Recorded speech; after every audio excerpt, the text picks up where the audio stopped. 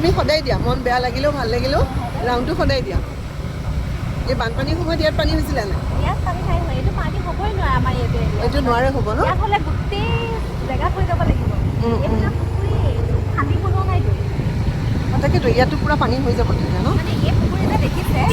যে খান্দি বনোৱা নাই শিৱসাগৰলৈ যাওঁতে মোৰ এগৰাকী ফেচবুক ফ্ৰেণ্ড এতিয়া মোৰ মৰমৰ ভাগিন হৈ পৰা পাখীক যোগাযোগ কৰিছিলোঁ পাখীৰ লগত ৰাতিৰ সাঁজটো খোৱাৰ পিছত তাই লৈ গৈছিল বৰপুখুৰীৰ পাৰলৈ